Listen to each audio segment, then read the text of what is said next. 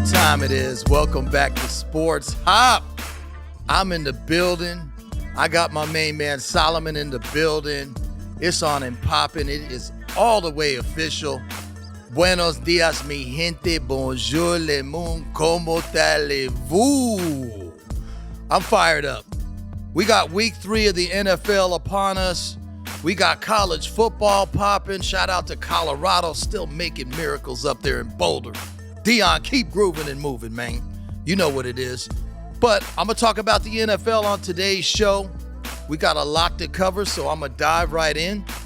And I'm going to land in Cincinnati, Ohio. My man Joe Burrow re-aggravated that calf injury. He went down late in that game. Word is out of Cincy that he's not going to play on Sunday against the Rams. And to be quite frank with you, a lot of times when these guys get hurt in training camp or they get hurt early on, you guys got to exercise patience. I'm not talking about Burrow, the athlete. I'm talking about the organization. Sometimes, the fans, the team is in such a rush to bring these guys back. You got to give my man time to heal up. You feel me? Because he signed the biggest contract in the history of the NFL, by the way, when it comes to a football player's salary being a quarterback, and he deserves every penny. That's your franchise guy, okay? He's worth every dime of that contract, but you got to also sit back and pump the brakes, let him heal up. If I'm Cincinnati, I don't play him for at least 2 weeks, maybe 3. Make sure he's 100%, he's all the way back.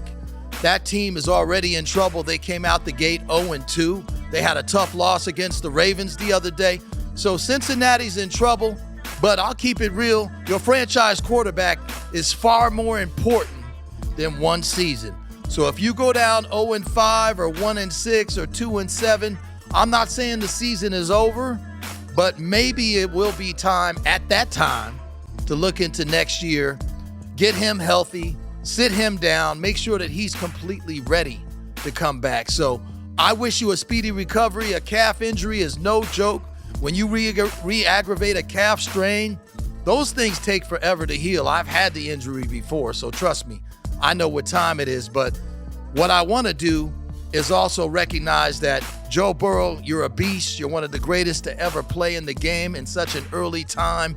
You've already been to a Super Bowl. You've already been to an AFC Conference Championship game twice. You almost took down Mahomes the second time. So Cincy, pump the brakes. Let my man Joe Burrow be thorough with it. Let him heal up. It's on and popping. You still got a lot of speed on the outside. You still got T. Higgins. You still got Joe Mixon in the backfield. Hopefully y'all can string together a couple of wins without him, but that remains to be seen.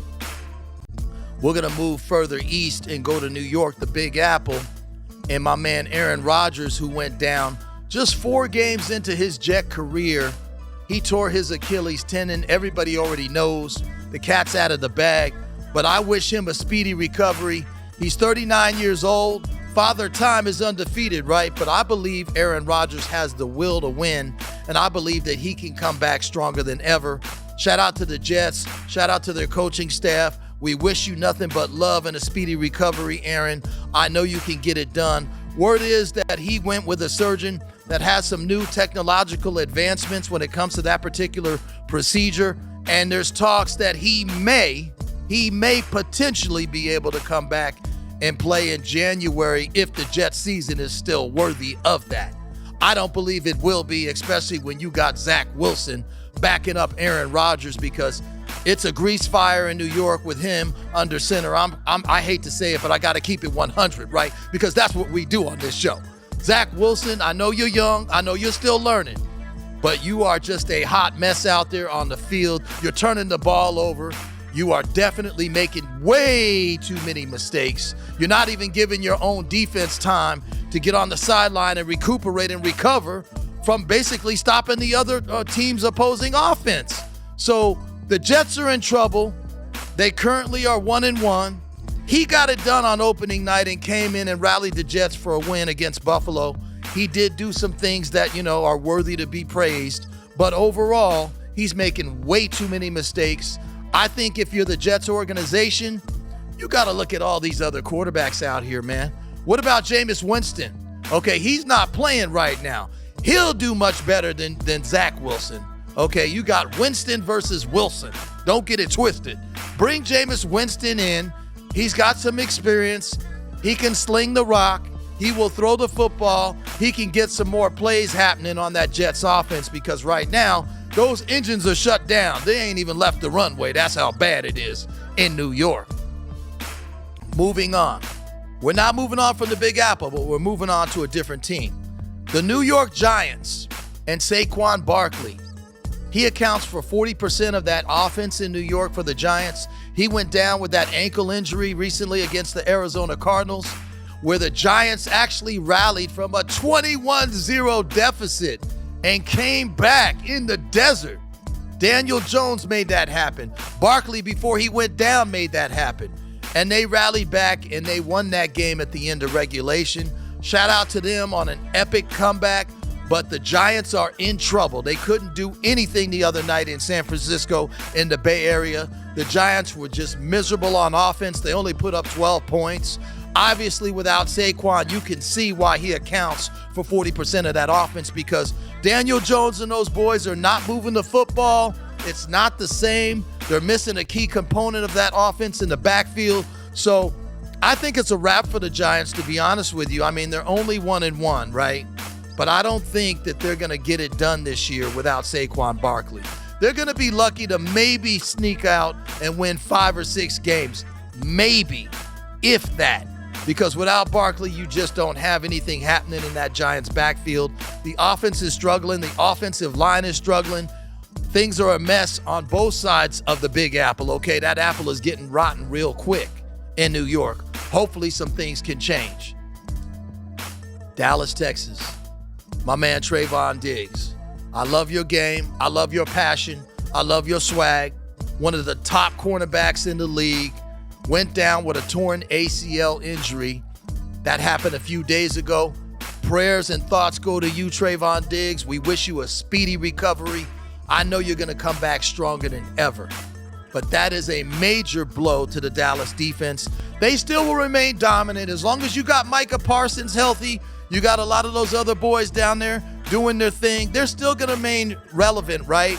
And they're still going to fight for the NFC East. The question is, when they get to the playoffs, they're a whole nother team, like Jekyll and Hyde, right? It's like having a girl and then she take the makeup off. It's a whole nother game, baby.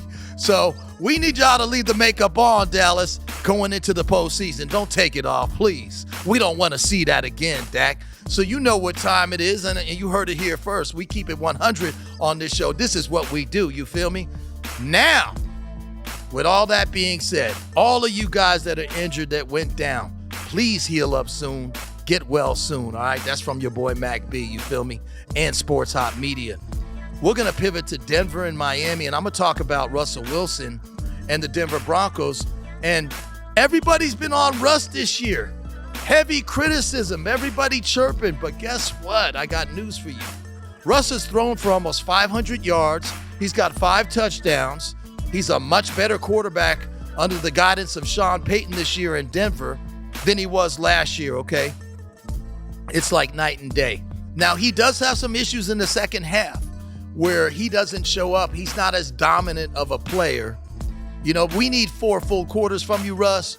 But I'm still happy to see what I'm seeing. It's a much, much better improvement than from what I saw last year. He dropped some weight during the offseason. I think he's making better reads. He's making better decisions. He's still got room to grow. I still think Denver has a shot to make the playoffs. I don't think they're going to win the division, but they've got a big game coming up in Miami. And let's not forget, Denver leads the league per drive. They're averaging 2.9 points per game, per drive. That's number 1 in the NFL, by the way, in case you didn't know that. So keep in mind that they got to go to South Beach. Denver's in Miami, okay, on Sunday. The betting line is the Broncos are a 6.5-point dog. Okay, so Miami's favored at home. I think this is going to be a tight game. I think the Denver defense hopefully will wake up out of their sleep because they have let the team down through the first 2 weeks of the year. The defense is actually the reason why they're 0-2. I'm not looking at Russell Wilson for that. He can't play both sides of the football. Shout out to Travis Hunter of Colorado. He can, but Russell Wilson surely isn't doing that, right? So at the end of the day, Denver's a 6.5-point dog in Miami. And guess what? I think the Broncos are going to cover. Now, they may not win the game, but I think my Orange Crush boys are going to show up. They're going to keep it competitive. They're going to keep it close. And I still think at the end of the day, with Tyreek Hill and the Cheetah and Jalen Waddle and Tua doing Tua things, Miami's going to pull out the win, right? But it's going to be like a 23-19, 23-20, a dogfight, a lot of defense happening down there in South Beach. I think the Broncos keep it close. Take Denver with the points and get the bag and get paid, okay? You heard it here first. Now, we're going to move on to another game, okay, that's interesting to me. We're looking at the Carolina Panthers going up to the Pacific Northwest. They're playing Seattle, okay? All time, they got a 5-10 record all time versus the Seahawks, right? Only 2-5 on the road when they go up to Seattle. So they haven't won a lot of contests up in Seattle. Remember, Bryce Young went down recently with an injury, okay? The injury bug is just spreading all over the NFL right now. We got the wily veteran, the Red Rifle, Andy Dalton coming in, stepping into Seattle, going to start for the Panthers on Sunday. I liked Andy Dalton throughout the course of his career. He did make some things happen in Cincy. I think he's still a decent quarterback. I think he's got some veteran leadership. I think he's going to step in and make some things happen offensively for Carolina. I think they can move the football.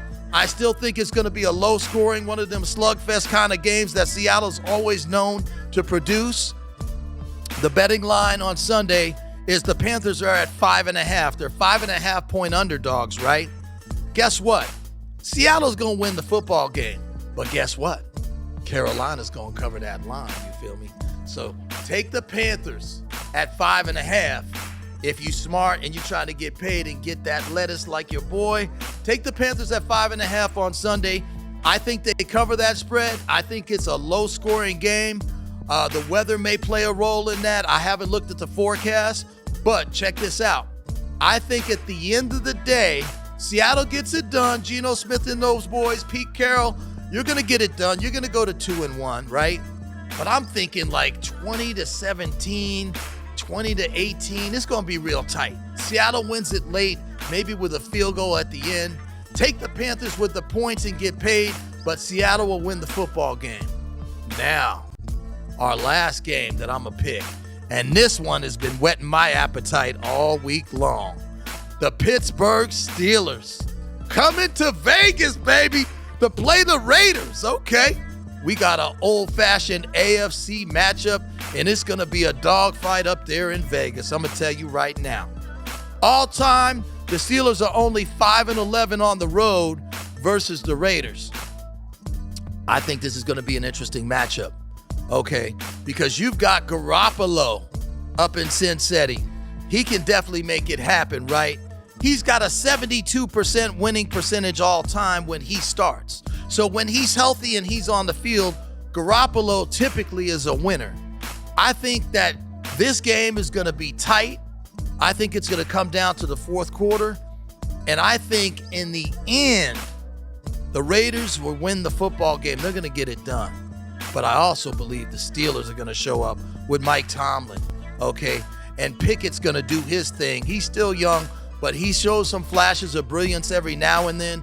I think Kenny Pickett is going to do his thing. I think the Steelers keep it close. And I like the Steelers to cover that point spread at +3. I think Pittsburgh is going to show up, and they're going to lose a nail-biter. I'm going to say it's going to end up being like 27-26, something like that, 27-25. The Steelers lose a close one, but they cover the 3. So take the Steelers with the points, get paid, extra lettuce on the sandwich this week. You know what it is, baby, because I'm all the way right with it. You know what time it is. It's prime time like my man Dion. So my 3 picks for the week. Again, Denver with the points at +6.5. I like the Panthers at +5.5 on the road in Seattle. And last but not least, I like my Steeler boys to cover the points in Vegas at +3. Now, you got 2 choices. You can listen to Mac B, or you can just ignore my advice and this is what's going to happen, man. Just like the toilet flushing, man. It's just going to be down the drain, man. That money going to be gone, but it ain't going in your pocket. So take my advice. Roll with the Broncos. Roll with the Panthers. Roll with the Steelers. And without further ado, it's time to bring the pain. So, Solomon, let's make it rain, baby. Yeah! Hello! You watching Sports Hop. Don't you go nowhere. It's your boy, Mac B. Look at this dollar bill sticking to my arm. Look at this. That's a sign. That's a sign, baby. You know what time it is. Thanks for watching Sports Hop. Subscribe here for all the latest news on hip-hop and sports. It's your boy, Mac B.